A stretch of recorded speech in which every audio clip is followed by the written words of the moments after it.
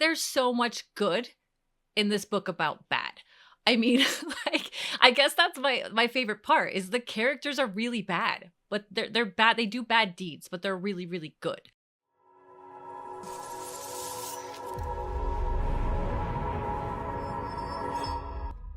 Hey, everybody, and welcome to Reading Crossbow. My name is Lana, and I'm here with my co-host, Rob.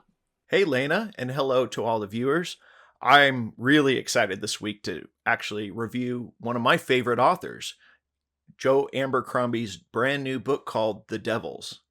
And I've been really excited to read this one ever since it was first announced. How are you feeling?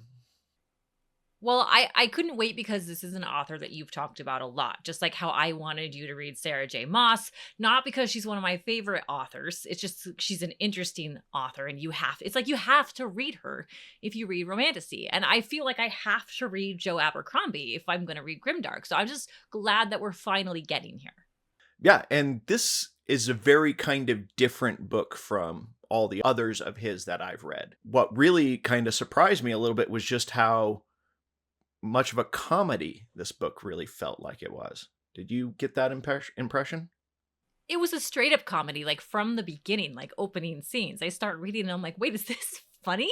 Like I had some like throwbacks to when we read Starter Villain, because that was a book that was like all about like comedy, and it was a parody also of things. And so I was like, wait, this is not this book was totally what I expected. I have to say that, like, blood, gore, weird, villain, grim, dark, all of the hatred, devils, all of it, hell, but funny, really, really funny. But before we get started, let's talk a little bit about what the book is about. The kind of main character of this book is named Alex, and she very much is filling that role of the lost heir of an empire. And the Pope has assigned her crack team of warriors to escort this potential future heir to her empire, because there's a lot of people that don't want this heir to get to the empire. So this is very much a on-the-road action-adventure story, as the characters travel from the holy city all the way to their destination, which is the city of Troy. Now, you might have picked up on a few things there because I mentioned a pope and the city of Troy, but I also said the pope was a she. So this is set in the real world, but a very, very different real world. I could get into this world where the Pope's a girl. Like, all right, God's a woman. I feel like there's plenty of songs out there already describing this, and I'm on board. So, okay. So, I guess let's get started with our favorite parts. What about this book did you most enjoy? Was it maybe the characters, the story? What did you really gravitate towards? There's so much good in this book about bad. I mean, like, I guess that's my favorite part is the characters are really bad, but they're bad. They do bad deeds, but they're really, really good. And so this book reminded me a lot of like The Boys. If we have any fans of our show that like The Boys, because The Boys to me is like the Avengers. Like the Avengers is all known as like good, but then The Boys is like the Avengers, but just really bad. Although they're kind of trying to do good things. And so that's kind of how I felt about the characters in this book, is like I had big boys vibes. And also, I mean, I know you're going to like this because I'm going back to like comic books and like the Avengers, but that is the vibe when you're reading this, I feel. It's like it's Absolutely. also kind of a movie. Absolutely. Yeah. This very much has that Suicide Squad or the Thunderbolts. Yes. Yeah. Like it's very much that kind of the bad guys are being forced to do the good deeds. Yes. Yeah, and I loved that. And so there's kind of two parts to this. Is like the characters, that was my favorite part about this book. And then the second part would be two scenes in particular, which remind me of like in Avengers movies, you know, there's all the build-up parts. It's especially like Avengers movies. This is the part I complain about a lot. There's almost too much comedy. I'm like, I just want to watch my superhero movie. But so it's kind of like that. And people sometimes tune in for those Hulk moments, right? Those big fight scenes and the Hulk comes out and you're like, yeah, I'm going to get my big fight. So This book's like that, except instead of the Hulk, you get a werewolf. But you don't get a werewolf like how we typically see, where the wolf only comes out when like the full moon's out. Like this werewolf can kind of come out, if think of it as like a bad part of you that comes out when it needs to, or sometimes when it doesn't want to. Yeah, So it's we have these fight scenes. Yeah, where the wolf comes out. yeah, You and know what I'm it's talking very about. much the berserker rage, which if you're Yes. for people who've read other Joe Abercrombie books, this is very much like Logan Nine Fingers, who is another kind of berserker character. And the two characters have quite a bit in common, but they are very different because where Logan is almost the philosopher berserker, Viga is she really prefers not to think. It bothers her to think too hard, which is part That's of the evidence. charm of that character, I think. Yeah. Like, So my two favorite scenes. So I know you probably didn't expect me to take this long to answer this question, but I didn't expect what came from this book. That's mhm. why. So there's two scenes in particular. I actually took notes during the book to I wrote these down because one was early and one was later on. And I'm gonna try not to like give too many spoilers, but they're fun. There's this one of the first times Vega, that's the werewolf, comes out into her werewolf form, or actually before the form, she's like weapon, and there's this priest, and he's like picks up a table leg basically. She's like, okay, use this the weapon. She's like, weapon, yells back at him, and he's like, oh my gosh, and he's picking up dead people's weapons and handing them to her, and she's burying them in more people. Weapon, right? And he's like, and he's a priest like on this mission we talked about. Like it's basically Yeah. the boys, they have to get this orphan girl to go, take her place as the empress. That's basically the storyline. And so that was hilarious, and it was short, really short scene, Yeah. but well written scene. And then there's later, and all I'm gonna say is in this scene, Viga, for some reason, don't want to give it away too much, has to fight for the other side for a little bit. Okay, we're just gonna say that. And we have a necromancer in this book. Okay, the necromancer's great. While Viga is killing things, the necromancer on our bad side, good side, is returning them because he's a necromancer. So he's turning the corpses she's making and reanimating them to fight back against her. So she's killing them and he's animating them. Just killing them. He's animating them. And it's just like, this is just brilliant. It Yeah. was so much fun to read. I've never read anything like that before. It stood out to me. I think I'll always remember that now. Yeah, there's a very similar slightly different part where he's actually looks over at Viga, the necromancer, and he's like, I need your help. And she's like, what can I do? And he's like, I need some corpses. Can you make me some corpses? And she's like, I can do that.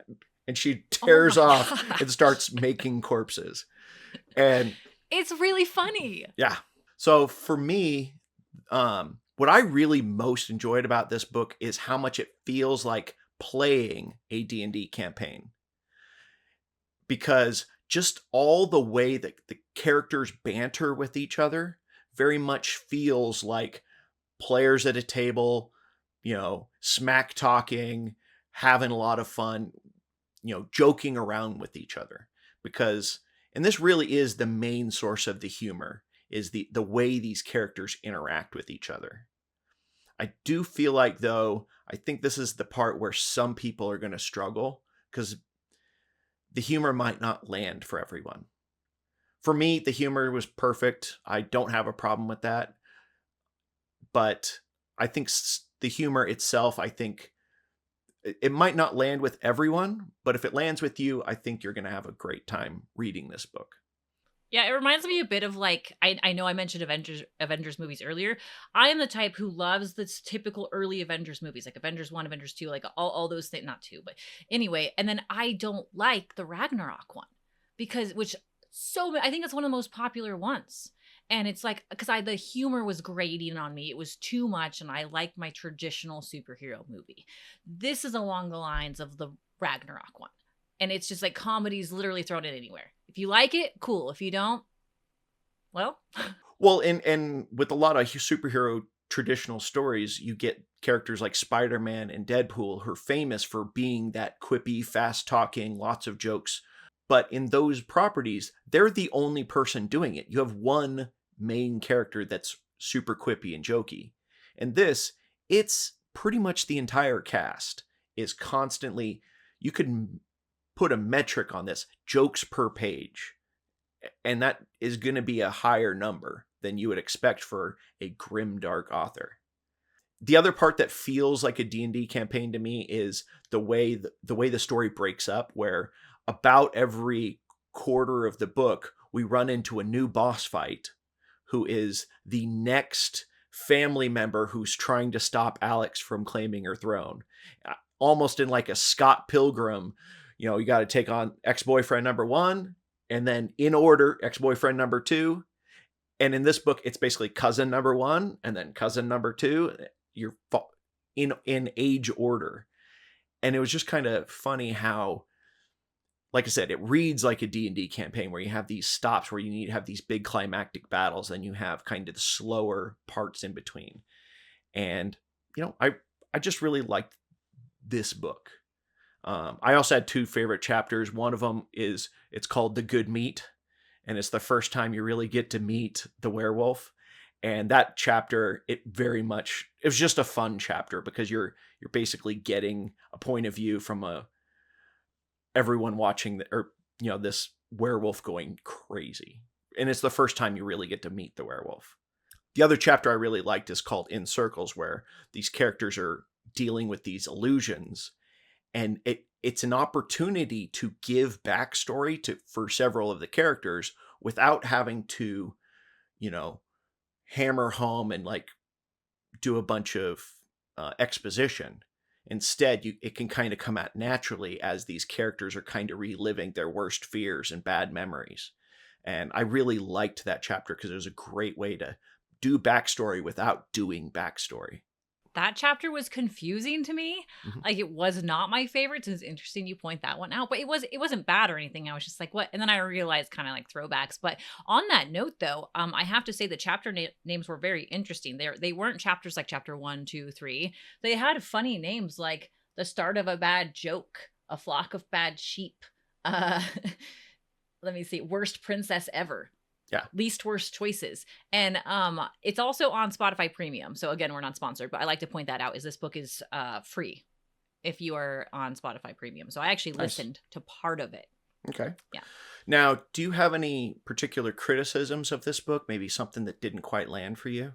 I mean, my criticism is also the part I liked, which is the humor a bit. Like, sometimes it did get old for me and it felt a bit try hard. There are some jokes that I thought were really funny in the beginning that just got old. Like, there's this one character, her name's Baptiste, and she always says like, oh, I should have quit after Barcelona. And at first that's funny because they're mercenaries. She's basically a mercenary at this point. But well, that's kind of hard to explain what she is, but if you read it, you'll get it. And she's done so many of these campaigns. Basically, like she's done this so many times, and she's forced into this by contract, but she just says, I should have quit after this. I should have quit. And it's always Barcelona. And, then there's a little spin on that towards the end, but I did get tired of that. And then I think there's a cursed knight in this story. So, again, very D&D campaign, because we have a vampire, a cursed knight, an orphaned princess, a lonely elf, right? Like, this is very D&D. The horny werewolf. A horny werewolf. Oh my God. We didn't mention that. The werewolf is very horny. There's a good amount of sex in this.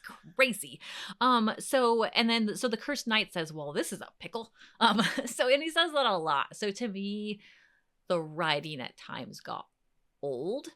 And parts of the book that piqued my interest in the beginning, like those quotes, like his run-on sentences. One of the first run-on sentences, the author really likes to use these, at least in this book. This priest who becomes part of the characters in your D&D campaign, Rob, he's traveling through the city on yet another Saints' Day within the city, and he's trying to get to see the Pope. And it's going to take a really long time to get there. And he's basically looking out the carriage windows and he's talking about like, this city is full of prostitutes and beggars, prostitutes and cursed beggars and cursed prostitutes. And he says prostitutes in different ways like 16 times. And I thought, that's hilarious. This is funny. And then that kept happening, the run-on comma sentences where he's repetitive. And then this happens later on in the book where he's like, a really good battle must have. And then the next lead of the paragraph, like, a really good battle must have. And this happens like 4 times.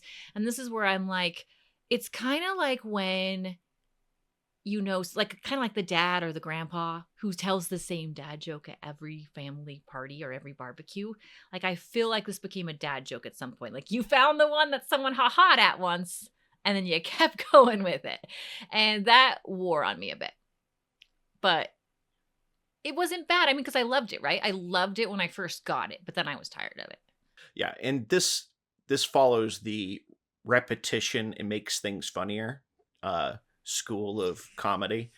Very much very much you can see an example of that as something like Family Guy, where the repetition of the joke is what makes the joke funnier later on, where the joke was funny the first time, not so funny when you repeat it a bunch, but eventually it's going to get funny again. At least that's the hope. It did get a little funny again because that's when the plot twist happened, right? So when someone says, "Oh, I should have quit after Barcelona," but then their situation changes, so that quote means something different. You know, then it I guess it goes from funny to intriguing, I suppose. So it died in the middle. Yeah, you're right. Picked up the end. Wasn't quite my favorite though after a while. And then there was one more thing, which was outside of that writing style, was some scenes were just too long when the author had proved that shorter scenes could be done quite well. I was actually very impressed, like I mentioned, by that weapon scene when the author was like, weapon, and the priest is like trying. He's like, what even is a weapon? He knows the obvious ones, right? And he throws her something that shouldn't work, but works because she's Vega. And then we had that, which was, I thought, rather beautifully written for the scene that it was. There's this scene where they have to retrieve something for someone and they have to get it out of a cursed house. Consider it like a mission, if you will, within their mission. Yeah, side quest. Side quest. Yeah, we said that at the same time. So it's a side quest. And I thought that almost was like a novella. It was short. I mean, long. And I felt like this could have been a novella that went along with this book because it was so painfully long to me. Like, and I just wanted it to be over at some point. I don't know how many chapters that was or how many pages it was. It would be interesting to like pinch it on a side profile of the book. And I almost could take it out because the book didn't need it. I don't know what it did for the rest of the story. Yeah. Really? And it wasn't needed. And that section is where that chapter in circles occurred. Was, and yes. I think the purpose of that section really was this backstory, hinting at backstory without having to exposition it. That was the purpose, but whether it went too long, I think it's fair to say it went longer than you'd expect for a side quest. Well, and even then, you get the characters' backstories anyhow, like enough of it even without that scene. Yeah. Because we know about the cursed knight. We know about his curse. We know about the vampire, and he's just lived too long and almost kind of done with being a vampire.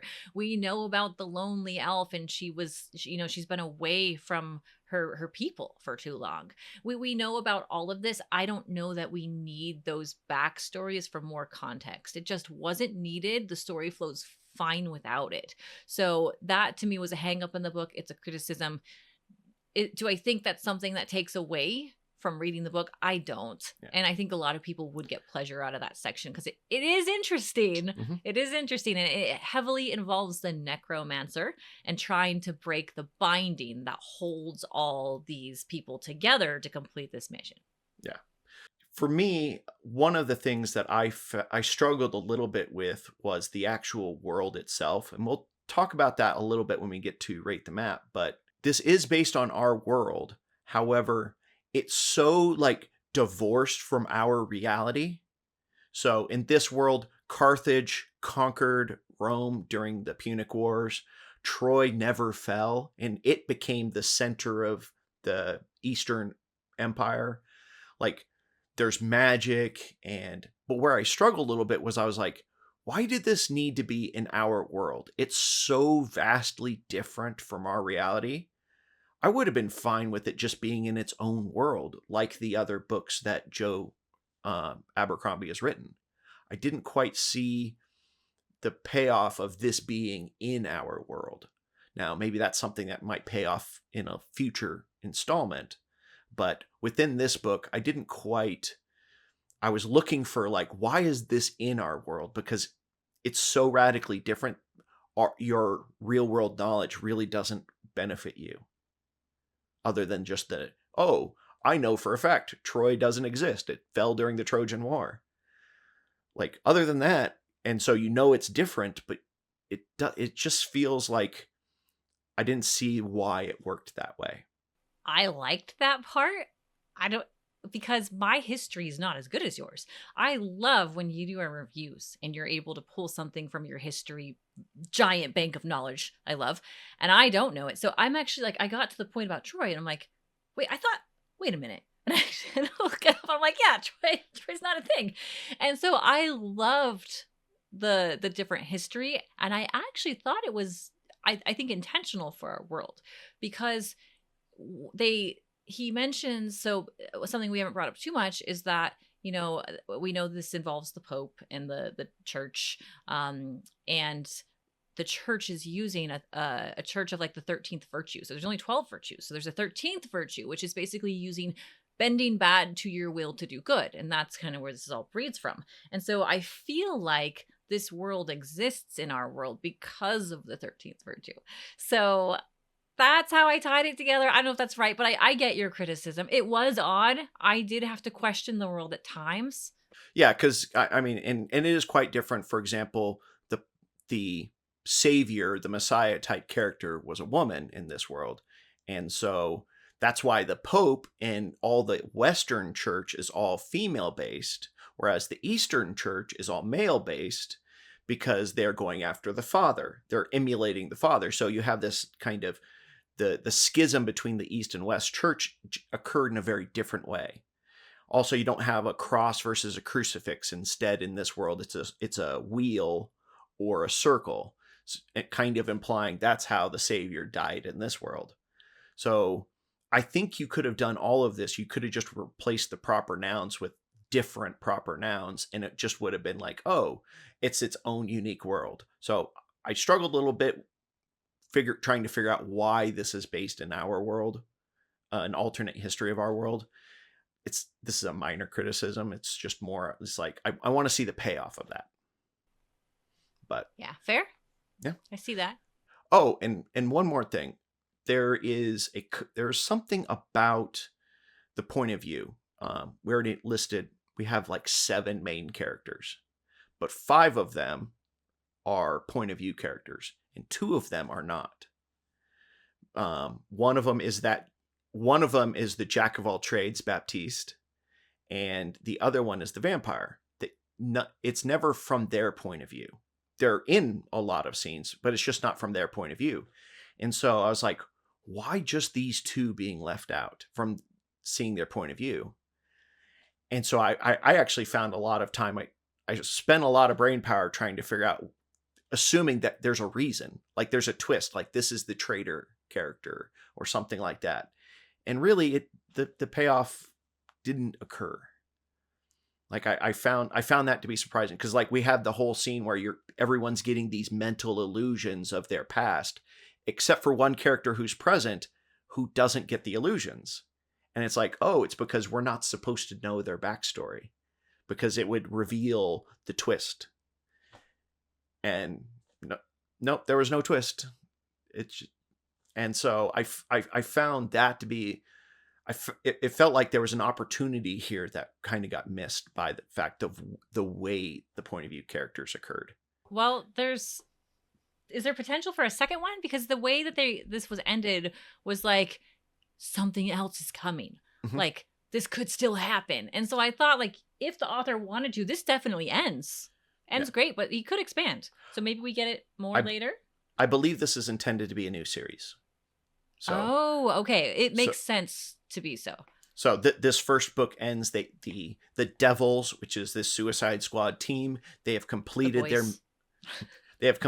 their boys. mission, and essentially where the next book would kick off would be them receiving their next mission from the Pope. Yeah. So, it's definitely wide open for sequels, and I'm excited where this is going. Yeah, I could see that too. Another thing I got on POVs, though, since you brought it up, I didn't really think about it until you did, was that the POVs happen in montage scenes. So we're in a couple times. The circles, like you mentioned, that's kind of a montage. Think about it that way, weaving in and out of someone else's subconscious and going into their memories. And then other times in battle scenes, like think of it like a montage in a movie, sort of. And that actually makes audiobook listening quite difficult, I think. Because I actually prefer POVs to be like chapters long. Like I want that chapter to be in that POV. I don't love it. I mean, I think there's some chapters where you get, like you said, 5 POVs in one chapter.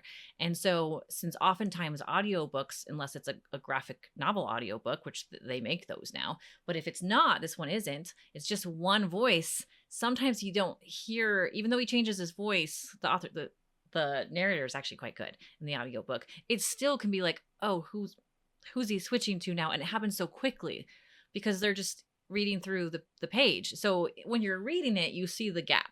You see the page break and you're like, okay, another character. But audiobook, that trigger isn't as good. Interesting. It's a bit frustrating. Okay. Well, one of our favorite things to do if you're new here is to show me the map, because we think fantasy books should always have maps. They should always have maps, and we love that. And more are having maps lately, I found, which is fantastic. But this not only has maps, so I hope we'll take the time to talk about just how beautiful this book is. But map first, and then let's talk about the hardback because it's gorgeous. So we have the map pulled up.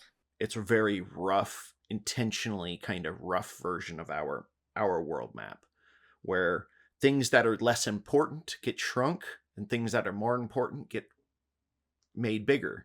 For example, England and Sicily, which there's a lot of jokes about both of those countries basically being poor backwaters. Both of those islands have been significantly shrunk, which I find funny because the author is from England. So like he makes a lot of anti-England jokes during this book, which is I found funny. But it's just interesting the way this map is. I think it's pretty. The actual cities down in the bottom corner that's not their locations. These are just kind of like a zoomed in version of those two cities, which are the beginning and end point of the story. So I kind of love this map, Rob, because I think as the book was a joke to not a joke, but was funny and had a lot of humor. Mm-hmm. This map is, in my opinion, wrong answers only. And I love when people do like Instagram posts or like, TikToks and they're like, okay, answer this, but wrong answers only.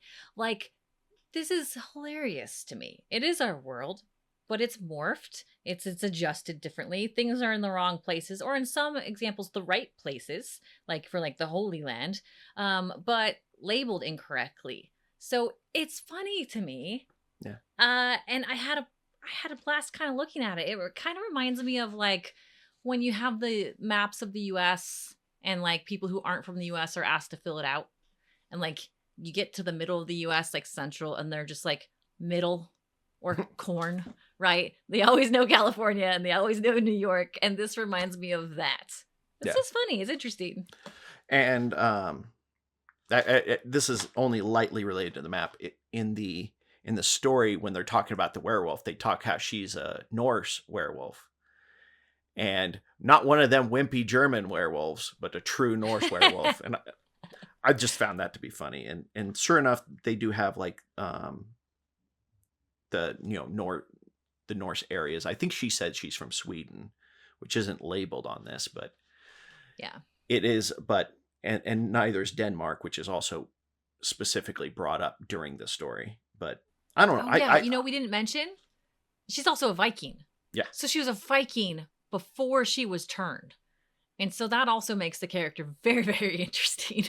And if you're a Warhammer fan, she very much looks like one of these like acolytes in the Inquisition because she's got all these tattoos all over her.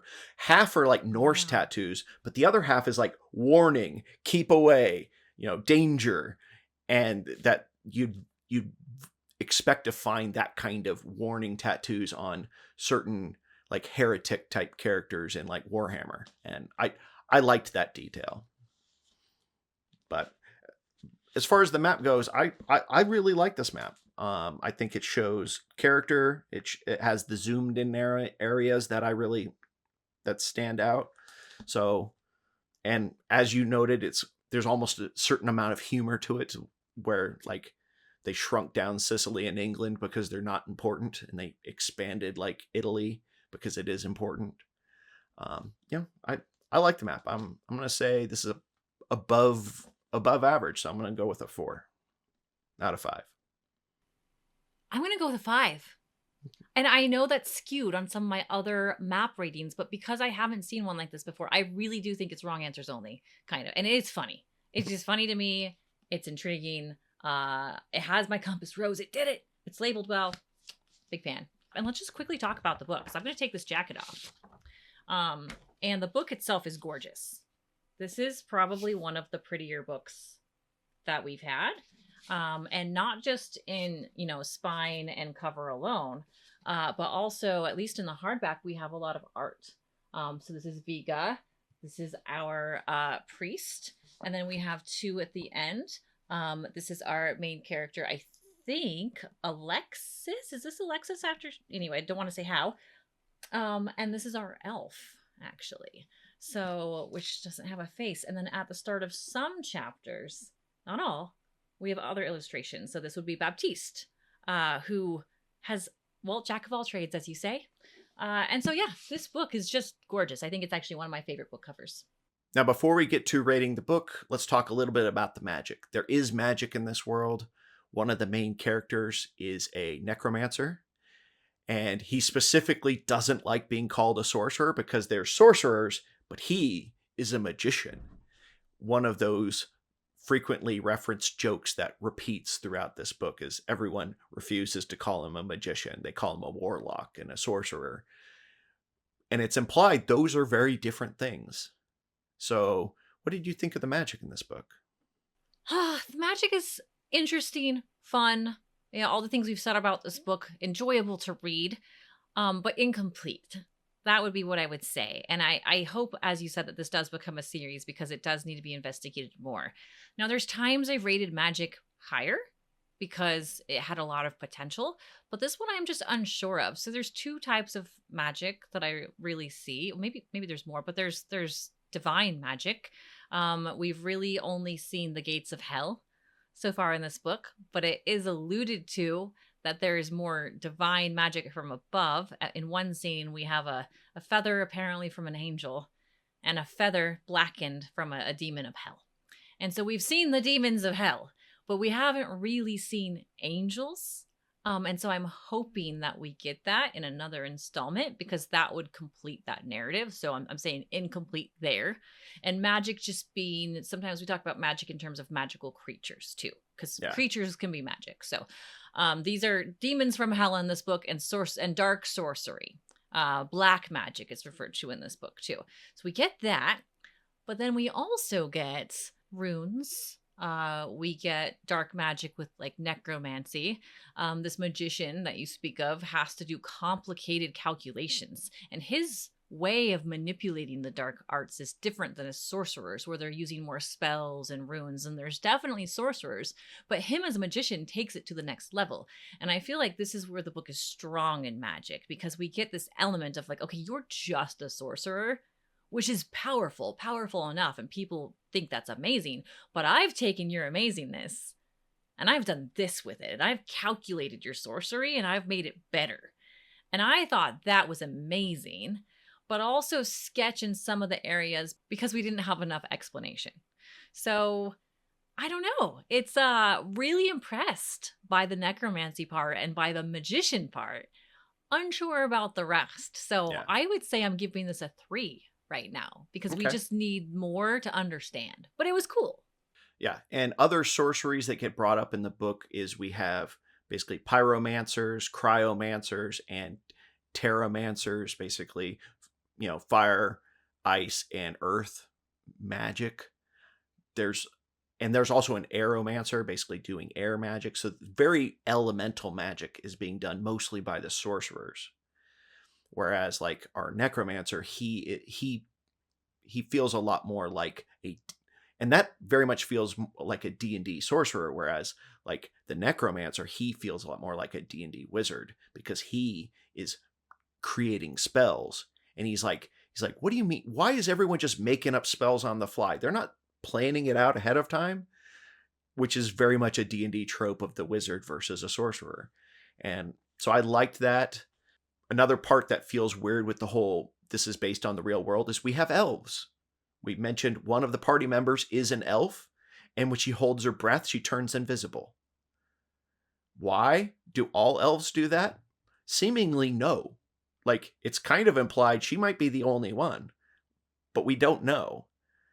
Because everyone's surprised that she can turn invisible, which makes me think that the elves don't normally turn invisible when they hold their breath. So, but why are they're elves and they're centered around the Holy Land, basically? While it's unclear, it's you assume it's going to be somewhere where Israel, Syria, that kind of space is. But you assume it's somewhere over there, but we don't really get a lot of information. Why is there elves? But we also have multiple different kinds of werewolves. They mention dragons, and it's pretty clear they think they're real, and I wouldn't be surprised if they are. Like, so yeah, there's a lot here. It's kind of once again, it feels like a D&D world. There's kind of a little of everything. It's just out there in the world, and you see what you get to see. So, you don't get a lot of worlds like that where, so I'm gonna agree with you. I think there's a lot of potential here, but there's nothing really binding all this together in a way that I can make sense of, especially since it is based in our world. So I'm gonna go with the 3 as well. But I think there's potential for this to be super cool, like as the next books come out. Yeah, we say system, right? We say magic system. This definitely doesn't feel like a system right now. I don't see how it's all connected. It's fun. It's a mixed bag. Kitchen sink of magic. Okay, then let's go. All right. But yeah, that's basically what it is. Okay, let's go. Let's see. But yeah, no one's putting the dots together yet. Okay. So how would you rate this book? Did the story work for you? Did all the parts and pieces of the humor and the characters, and did all that work for you? Or did it leave you wanting? This book worked for me. And I'm shocked, Rob. I did not know what to expect. And it was exactly what I expected in terms of this is grim, it's dark, it's bloody, a bit raunchy at times. And it was fun. But like I did not expect the comedy. It just came at me from nowhere, and that's what made this book so fun. It was enjoyable to me and pulled me in from the very beginning because I did connect with it being in this world. And for me, it hit home maybe a bit more because my kids actually go to a Catholic school. And so I myself am not Catholic, but I hear a lot about Catholicism. And so for me, it was very intriguing because we start with a priest in a holy city going to see the Pope. And actually, as we were recording this recently in events, the Pope just passed. And so we're hearing a lot about the papacy in the news and media and electing a new Pope. So it's all very relevant and interesting as we were reading this. So yeah, pulled me straight in there. And then it warped. And that's interesting. Oh, wait. Messiah is a woman. Okay. All right. The Pope is a child. Oh, okay. And like I'm just along for the ride. So pulled me right in. I fell off the rails a couple times, like I said, with that one chapter. Some of the writing got a bit old for me. So I'm giving this a 4. It was not one of the best, but it's better than good. And I had a good time and it was fun. And I could recommend this to a lot of people, but not to those who are easily offended. What did you think? I very much feel very similar. While I have read this author before, this is very different on for the other books I've read. The other ones do have like gallows humor. There are humorous elements to them, but that's not nearly the focus that it was in this book. This book was really much this book was very much a comedy with some grimdark elements. Like when you get to the battle scenes, they are dark. They revel in the gore to a certain extent, as well as the tragic elements that come with having a gritty battle.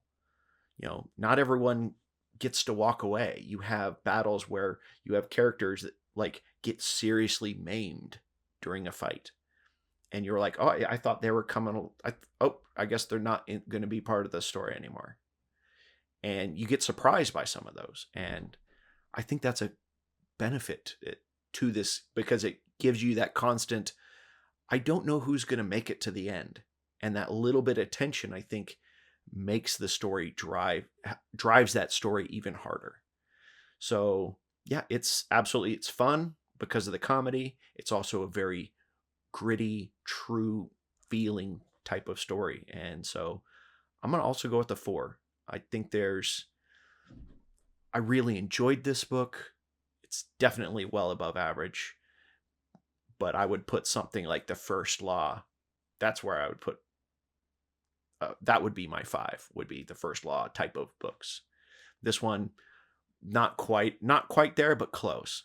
But a lot depends on whether or not this humor lands for you. Because if it doesn't land for you, or if you don't like bad words, this book is not for you.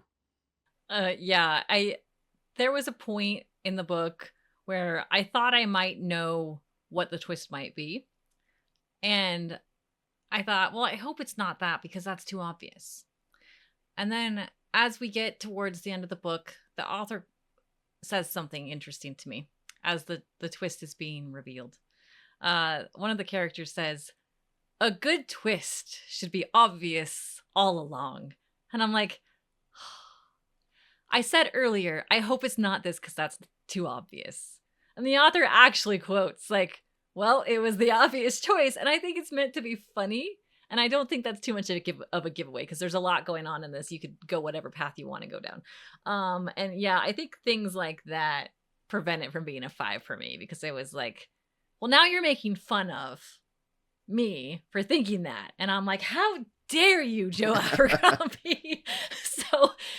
But you know what? For new readers here to Joe Abercrombie like myself, and even for anybody new to the channel, I would recommend this book.